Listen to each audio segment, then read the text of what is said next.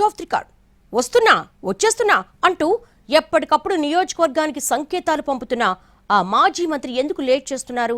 ఒక ఉమ్మడి జిల్లా మొత్తం మీద వైసీపీ రీఛార్జ్ అయితే ఆ ఒక్క సెగ్మెంట్లో మాత్రమే నాయకుడి కోసం ఎదురు చూడటానికి రీజన్ ఏంటి? అటు టీడీపీ కూడా కమ్ వెల్కమ్, మీరెంత త్వరగా వస్తే మా టార్గెట్ అంత త్వరగా పూర్తవుతుందని అంటోందా? ఎవరా నాయకుడు సొంత కేడర్తో పాటు ప్రత్యర్థులు కూడా ఎందుకు అంతలా ఎదురు చూస్తున్నారు? కృష్ణా జిల్లా గుడివాడ నియోజకవర్గం.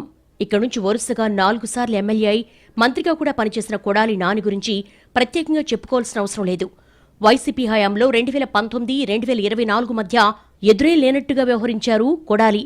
అప్పట్లో టీడీపీ, చంద్రబాబు ప్రస్తావన వచ్చిన ప్రతిసారి నోటికి బాగా పనిచెప్పేవారన్న విమర్శలున్నాయి. దీంతో టీడీపీ క్యాడర్ హిట్ లిస్టులో కొడాలి నాని టాప్ ప్లేస్లో ఉన్నట్టుగా కూడా చెప్పుకున్నారు. ఇక 2024 ఎన్నికల్లో టీడీపీ గెలవడం, అదే సమయంలో పార్టీతో పాటు ఎమ్మెల్యేగా నాని ఓడిపోవడం లాంటి పరిణామాలతో నియోజకవర్గ రాజకీయం ఒక్కసారిగా మారిపోయింది. కొడాలి మీద కొన్ని కేసులు బుక్ అయ్యాయి. అదంతా ఒక ఎత్తైతే కూటమి అధికారంలోకి వచ్చాక చాన్నాళ్లు కామ్గానే ఉన్న జిల్లాకు చెందిన వైసీపీ నేతలంతా ఇప్పుడు యాక్టివ్ అయ్యారు. ఒక్క గుడివాడలో తప్ప మిగతా అన్ని సెగ్మెంట్స్లో వైసీపీ కేడర్ రీఛార్జ్ మోడ్లోకి వచ్చేసింది. వైసీపీ అధికారంలో ఉన్నప్పుడు కృష్ణా జిల్లా నుంచి మంత్రులుగా పనిచేసిన కొడాలి నాని, పేర్ని నాని, వెల్లంపల్లి శ్రీనివాస్, జోగి రమేష్, వల్లభనేని వంశీ వంటి నేతలు టీడీపీపై పూర్తి స్థాయిలో విరుచుకుపడ్డారు. తమ మాటలు, చేష్టలతో అప్పట్లో కొన్ని సందర్భాల్లో ఈ నేతలు హద్దులు దాటారన్నది టీడీపీ వర్గాల మాట. అందుకే తమ పార్టీ అధికారంలోకి వస్తే వీళ్ల సంగతి తేల్చాలన్న రేంజ్లో టార్గెట్ చేసినట్టుగా చెబుతున్నారు. అందులో భాగంగానే వల్లభనేని వంశీ, జోగి రమేష్ను జైలుకు పంపారన్నది జిల్లా వైసీపీ ఆరోపణ. ఇదే సందర్భంలో కొడాలి నాని ప్రస్తావన కూడా వస్తోంది. జైలుకు వెళ్లొచ్చాక కూడా జోగి, వల్లభనేని యాక్టివ్గా తిరుగుతున్నారని, కొడాలి మాత్రం ఎందుకు ఎక్కడా కనిపించడం లేదు అన్న ప్రశ్నలొస్తున్నాయి. జైలుకెళ్లొచ్చిన వాళ్లే ఎక్కడా తగ్గకుండా నియోజకవర్గాల్లో క్యాడర్ను యాక్టివ్గా ఉంచే ప్రయత్నం చేస్తుంటే, ఏమీ లేని గుడివాడలో మాత్రం మా నాయకుడు ఎప్పుడొస్తారా అంటూ వైసీపీ కార్యకర్తలు ఎదురు చూడాల్సిన పరిస్థితి ఎందుకొచ్చిందన్న చర్చలు జరుగుతున్నాయి. అయితే మాజీ మంత్రి సన్నిహితుల మాట మాత్రం వేరుగా ఉంది. చాలా రోజులుగా ఆయన అనారోగ్యంతో బాధపడుతున్నట్టుగా చెప్తున్నారు. కూటమి అధికారంలోకి వచ్చిన కొత్తల్లోనే నాని హార్ట్ సర్జరీ చేయించుకున్నారు.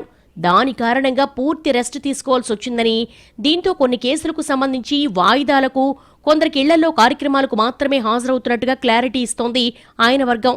గతంతో పోలిస్తే ఇప్పుడు పరిస్థితి కాస్త మెరుగుపడిందని, వారంలో 2 రోజులు నియోజకవర్గంలో ఉండి పార్టీ నేతలతో మంతనాలు జరుపుతున్నట్టుగా వివరిస్తున్నారు నాని సన్నిహితులు. అయితే ఇప్పుడున్న పరిస్థితుల్లో ఈ 2 రోజుల రాజకీయం చాలదన్నది గుడివాడ వైసీపీ కేడర్ మాట. తానిక మీదట ఎన్నికల్లో పోటీ చేయబోనని గత ఎన్నికల సమయంలో ప్రకటించారు కొడాలి నాని. అదంతా గతం. ఇప్పుడు పరిస్థితులు మారాయని, వచ్చే ఎన్నికల్లో ఖచ్చితంగా ఆయన నిలబడతారని అంటున్నారు సన్నిహితులు. కాకపోతే యాక్టివ్ పాలిటిక్స్ చేయడానికి కొంత సమయం పట్టొచ్చనంటున్నారు.